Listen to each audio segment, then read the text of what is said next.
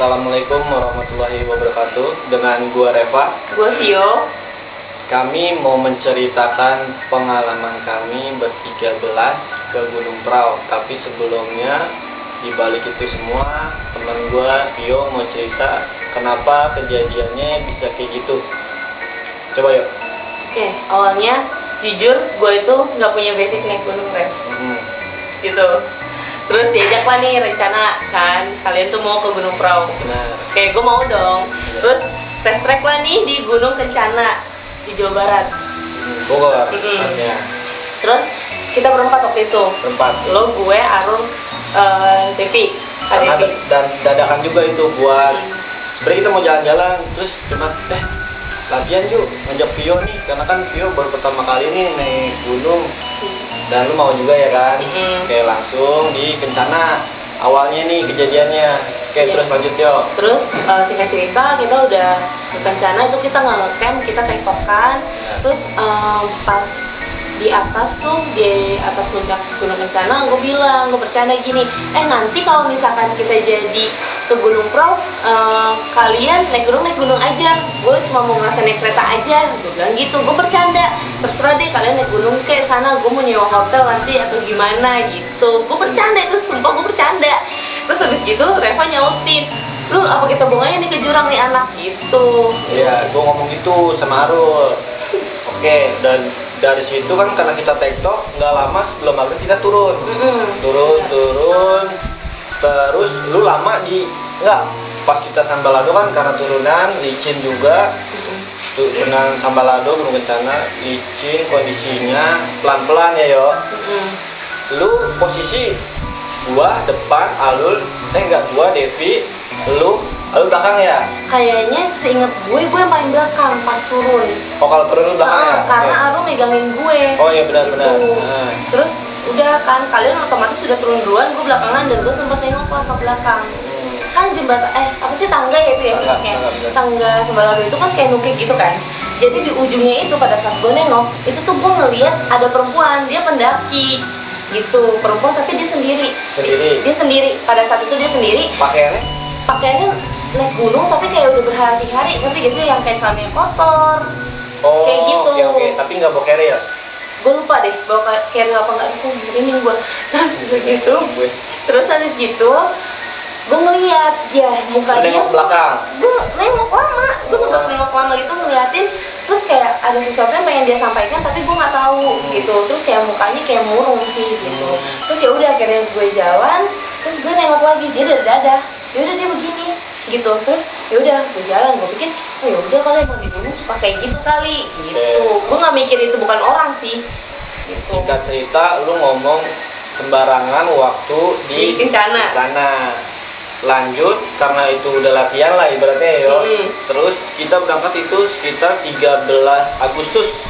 Iya. 2016 teman-teman. Jadi ibu baru ceritain 2020 ya. Karena aku pengen cerita banget berbagi pengalaman ke kalian tentang pendakian kita nih yang ber-13. Oke yo. Jadi perjalanan kita ke Gunung Prau itu 13 orang. Tanggal 13 lagi. Bener 13, tanggal 13. Dan lebih banyak ceweknya 7 orang. 7 orang. Cowoknya dikit banget sisanya.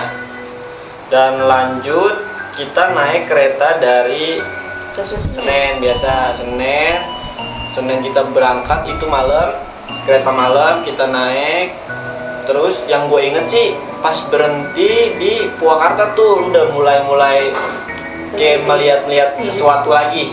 Iya. Di stasiun Purwakarta yang pakai kereta. Iya, dan gue emang di situ namanya gue baru pertama kali pergi jauh naik kereta, excited banget kan. Penasaran dong, lu senang banget kan pastinya. Iya. Terus kayak menurut gue, pemandangannya bagus banget gitu malam-malam dari dalam kereta, dan gue posisi duduk di dekat jendela. Kayak kereta berhenti terus gue lihat itu apa sih, apa gitu. Gue penasaran dong, kok kereta gerbongnya tumpuk-tumpuk gitu. Terus gue liatin itu kan gelap, nggak ada cahaya, tapi gue ngeliat bentuk si gerbong-gerbong itu. Terus lama-kelamaan gue lihat kok kayak ada putih-putih, gue pikir itu cahaya, pantulan cahaya. Satu cahaya itu, Iya. maksudnya putih-putih terus ya? Iya, panjang aja gitu. Oh, di atas kereta itu kan? Iya, di atas dari gerbong. cahaya awalnya.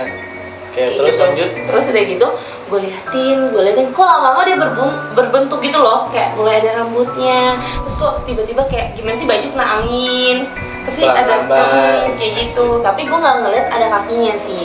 Terus dia berdiri di situ. Awalnya gue ngeliat ya udah bentukannya kecil aja karena memang jaraknya jauh kan. Terus lama-lama gue liatin gue makin deg-degan dan gue ketakutan saat itu. Tapi gue belum ngomong sama Kak Devi tuh. Kak Devi kan duduk di depan gue kan. Terus kayak gue liatin lama-lama ada matanya, ada bibirnya, ada bibirnya. Nah terus udah gitu dia senyum.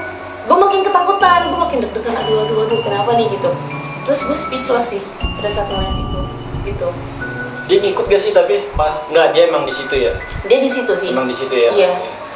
Dia gue speechless, dia pun kayaknya speechless, kok gue bisa lihat. Iya. Gitu. Dan dia juga langsung merhatiin lu kan? Iya. Dia senyum. Lanjut cerita, udah sampai situ nggak ada masalah apa-apa ya. Terus langsung ke stasiun Purwokerto. Kita sampai pagi jam 7, kita nyewa helm tuh rame-rame sama pendaki lain juga. Dia ngajakin tuh waktu itu, bang turun naik Patak Banteng aja gitu, nanti turun Dieng. Karena gua penasaran, ya udah, itu omongan dia gua baikan tuh ya kan. Mereka pada turun, inget gak lu? Mereka pada turun, packing, kita lanjut ke Dieng, nggak lewat Patak Banteng. Itu kita sampai siang deh ya, dari siang ya. Jam Udah mulai 3-an, sore ya? jam 3-an. Dan di situ gue karena pertama kali naik gunung, gue kayak ngerasa, nih anak-anak kenapa sih nggak naik aja sekarang? Kenapa nanti dulu terus sampai bongkar packingnya segala macam. Iya benar, gue ingat. Gitu sampai gue udah jajan segala macam, terus kayak ini lama banget, nggak sabar gue.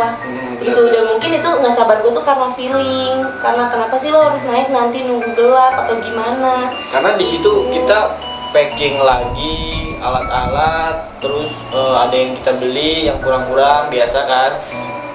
Di Dieng itu ada kayak aula gitu besar. Nah di situ gue packing sama anak-anak kayak gitu kan. Dulu pada jajan, perempuan, laki-laki packing gitu. Udah sampai situ, naiklah kita. Naik di pokoknya lewat ada pemakaman, Rev. Ya kita itu naik, di situ ada pemakaman di sebelah kiri. Ingat gak? Iya, ada sebelah kiri, di sebelah sini gue ingat banget. Pohon gede banget. Iya, ada pohon, terus ada keranda, ada kayak apa sih? Bukan tempat kalau kita mau duduk-duduk, apa sih namanya? Apa ya? Pos. Kayak iya sih, kayak gubuk gitu. Kayak gubuk, benar. Kayak gitu. Nah, lu di situ katanya ngeliat juga, ngeliat apa tuh? Ngeliat ada. Pertama sih sebenarnya gini, pertama gue ngeliatnya normal. Itu posisi kita udah mau maghrib. Belum.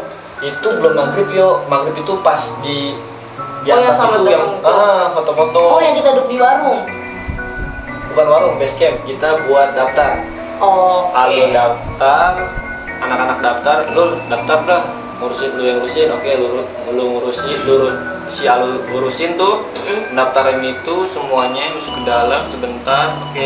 Langsung dah itu mau ke atas ya. Nah pas di situ lu ngeliat apa tuh yang di kiri itu? Nah jadi di pemakaman gue pertama ngeliat ada perempuan satu, dia itu pakai kerudung tapi cuma diselendangin gitu. Dia jalannya sendiri ya. Gue pikir mau ziarah tuh orang. Tapi pikiran gue masih normal aja. Tapi padahal kalau dipikir-pikir ngapain sih lo sore-sore sendirian gitu ziarah gitu kan. Terus ada pohon gede gitu kan, kayak pohon beringin apa. Terus ada pohon Kamboja juga kan. Terus udah gitu ada keranda di situ. Nah di keranda itu gue kayak ngeliat anak kecil. Bentuknya anak kecil? Anak kecil aja gitu main. Rame? Sendiri lah. Oh dia sendiri? Sendiri. Main aja gitu, dan gue ngeliatnya kayak ya udah normal. Ya gue pikir di situ masih ada rumah warga, anak kecil main, ya udah biarin gitu. Ya pada saat itu mungkin kalau misalkan gue ngomong langsung gitu ke teman-teman gue saat itu mungkin nggak ada gitu. Dan pasti pada takut karena ya gue udah bilangin kalau nggak tahu apa nanti aja gitu kan. Ceritanya pas kita turun lah gitu. Itu masih teman-teman kita masih pada senang-senang aja kan. Gue pun masih have fun aja gitu. Iya karena masih ya normal-normal aja. Nah lanjut kita naik. Habis daftar itu kita naik. Itu udah mau gelap, kabut, hujan pula. Pokoknya ada tim duluan lah. Keling teman-teman gue yang cewek juga ke atas duluan. Gue di bawah tuh bareng Vio, istri gue, sama Arul, siapa-siapa lagi tuh paling belakang. Nah yang tim duluan tuh foto-foto tuh di, inget gak lo di Yang plang sama datang itu. karena hujan, pakai jas hujan juga kan gue di situ, semua dikeluarin. Feeling gue udah nggak enak karena jam segini anjir, maghrib ya kan, udah ini kayak jam-jam maghrib nih. Gue udah feeling udah kalau gue naik gimana ya, udah kita disambut kabut ya kan, jalanan gelap banget, setapak-setapak, udah sampai di situ. Ajan nih. Waktu itu ada ajan nggak sih? Ada. Ajan di handphone gini ya? Enggak, kalau gue dengarnya samar-samar azan sih, ada azan. Ada ya, tapi belum Dengarnya gelap sama-sama. banget sih gitu. Tapi karena hujan, cuman kabut aja, gelapnya, kabut gelap. Sampai di situ, kita pas gue sampai, udah foto-fotonya yuk. Gue cuman pakai jas hujan, langsung jalan lagi ya. Dan gue lupa, sumpah pas ajan itu, gue maksudnya nggak berhenti dulu ngaso, gue cuma pakai jas hujan langsung jalan. Harusnya kan seenggaknya nunggu maghrib, nunggu ajan selesai, barulah jalan. Dan kenapa kita milih jalan, maksudnya kenapa nggak pagi aja sih gitu naik ya, karena kan kita ngejar kerja juga, sebagian ada yang kerja kan. Iya, teman-teman lu tuh gua, mau gua tinggal juga kereta. kerja. Iya, karena gue pulang kerja waktu itu kan, udah lanjut pas naik ya yo. Lu di situ udah feeling gak sih maksudnya?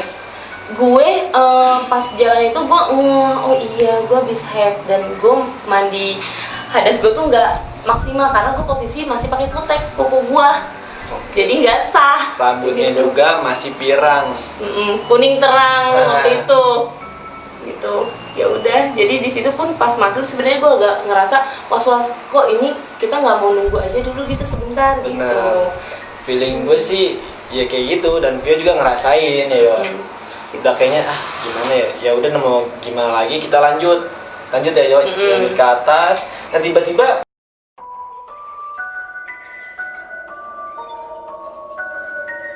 Udah gue ngeliat ya kayak apa ya, item gitu, banyak item gitu, terus udah gitu nyamperin lo. dekat aja di depan mata.